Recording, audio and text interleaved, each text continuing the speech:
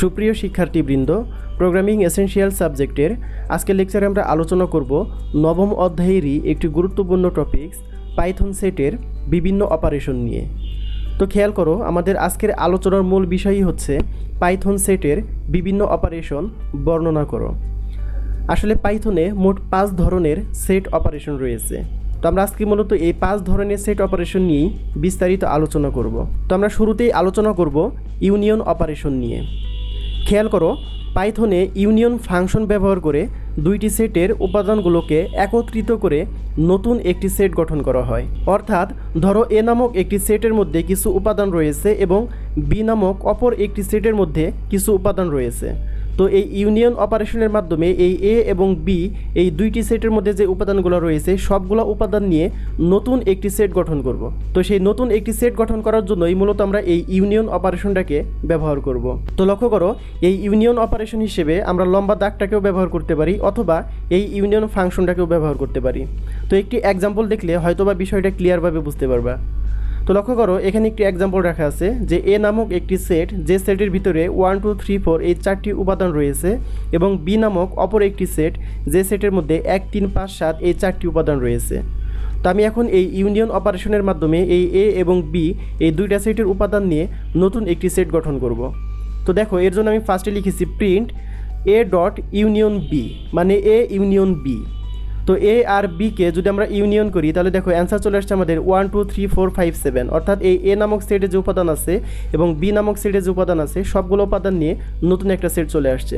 তো যেহেতু এখানে এক, এখানেও এক, দুই জায়গায় এক রয়েছে, এর জন্য একটা কিন্তু এখানে একবার আসছে।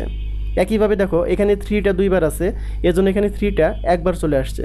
তো পরবর্তীতে দেখো আমরা এই ইউনিয়ন ফাংশন ব্যবহার না করে এই লম্বা দাগ ব্যবহার করে দুইটি সেটের উপাদানকে একত্রিত করেছি। এর জন্য লিখেছি আমরা প্রিন্ট এ ইউনিয়ন বি।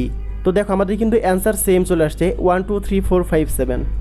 আশা করি ইউনিয়ন অপারেশন কি সেটি তোমরা বুঝতে পেরেছো। আর হ্যাঁ, তোমাদের উদ্দেশ্যে আরও একটি কথা বলে রাখি, আমরা এই ইউনিয়ন অপারেশন বা ইন্টারসেকশন অপারেশন বা ডিফারেন্স যা নিয়ে আলোচনা করি না কেন, এগুলো কিন্তু তোমরা অলরেডি ক্লাস 9 বা 10-এ সেটের যে বিভিন্ন ম্যাথ ছিল সেখানে কিন্তু করে আসছো। তো যাই হোক, এখন আমরা আলোচনা করব ইন্টারসেকশন অপারেশন নিয়ে।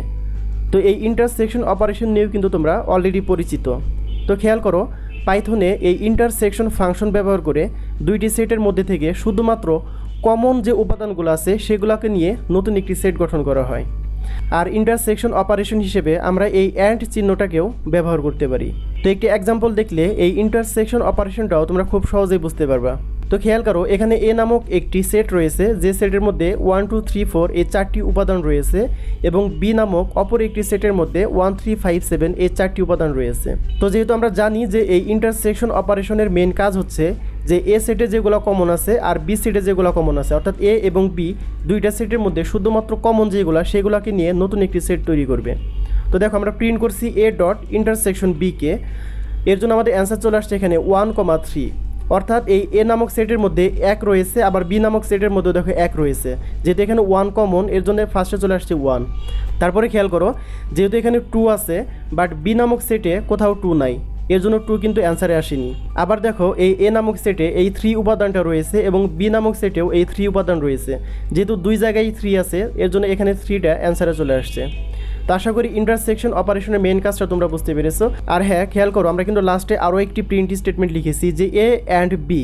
অর্থাৎ এখানে কিন্তু এই অ্যান্ড চিহ্নটা ইন্টারসেকশন অপারেশন হিসেবে কাজ করতেছে, যার জন্য এখানে অ্যান্সার কিন্তু সেম চলে আসছে 1 3। তো আশা করি ইন্টারসেকশন অপারেশন কি সেটি তোমরা বুঝতে পেরেছো। তো এখন আমরা আলোচনা করব ডিফারেন্স অপারেশন নিয়ে।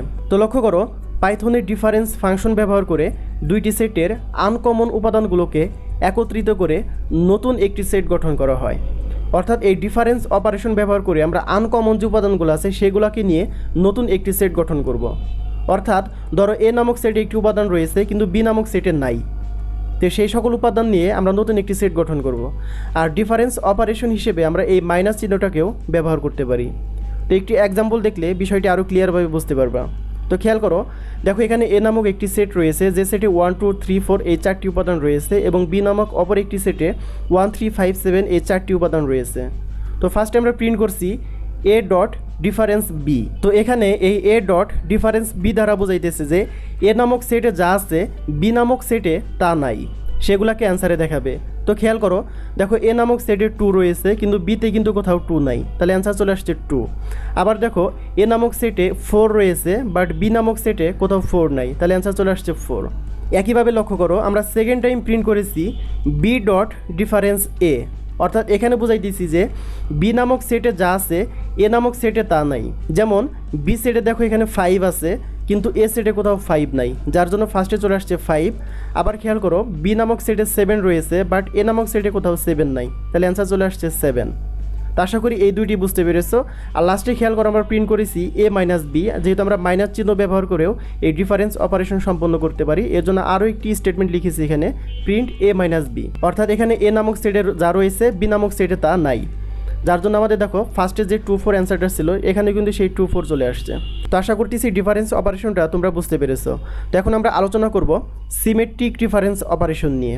পাইথনে সিমেট্রিক ডিফারেন্স অপারেশনের মাধ্যমে দুইটি সেটের উপাদানগুলোর মধ্যে থেকে প্রতিটি সেটের অনুপস্থিত উপাদানগুলো নিয়ে নতুন সেট গঠন করা হয়। আর সিমেট্রিক ডিফারেন্স অপারেশন হিসেবে আমরা এই চিহ্নটাকেও ব্যবহার করতে পারি। তো এখানে একটি এক্সাম্পল দেখলে বিষয়টি আরও ক্লিয়ারভাবে বুঝতে পারবা। তো খেয়াল করো, বিগত এক্সাম্পলের মতো এখানে এ নামক সেটে 1 2 3 4 এই 4টি উপাদান রয়েছে এবং বি নামক সেটেও 1 3 5 7 এই 4টি উপাদান রয়েছে। তো খেয়াল করো, আমরা প্রিন্ট করেছি এখানে এ, তারপরে দিয়েছি একটি সিমেট্রিক ডিফারেন্স অপারেশন বা অপারেটর, তারপরে দিয়েছি আমরা বি। তো সিমেট্রিক ডিফারেন্স অপারেশনের মেন কাজ হচ্ছে অনুপস্থিতি যে উপাদানগুলো আছে সেগুলো নিয়ে নতুন সেট তৈরি করা। তো এখানে লক্ষ্য করো, এ নামক যে সেটটি রয়েছে এই সেটের মধ্যে কোন উপাদানগুলো নাই যেগুলা এই বি সেটে রয়েছে। তো আমরা এখানে দেখতেছি যে 1 আছে, এখানে 1 আছে, এখানে 2 আছে বাট এখানে কোথাও 2 নাই, তাহলে এখানে ধরো 2 চলে আসছে। আবার এখানে 3 আছে, এখানেও 3 আছে, এখানে 4 আছে, এখানে কোথাও 4 নাই, তাহলে দেখো 4 চলে আসছে। আবার দেখো এখানে 5 আছে বাট এখানে কিন্তু 5 নাই, তাহলে 5 চলে আসছে।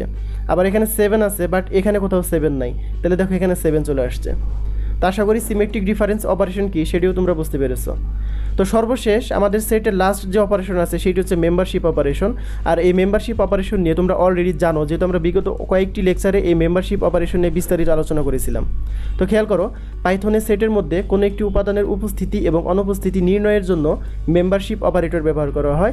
আর আমরা কিন্তু অলরেডি জানি যে মেম্বারশিপ অপারেটর হিসেবে ইন এবং নট ইন এই দুইটি অপারেটর ব্যবহার করা হয়।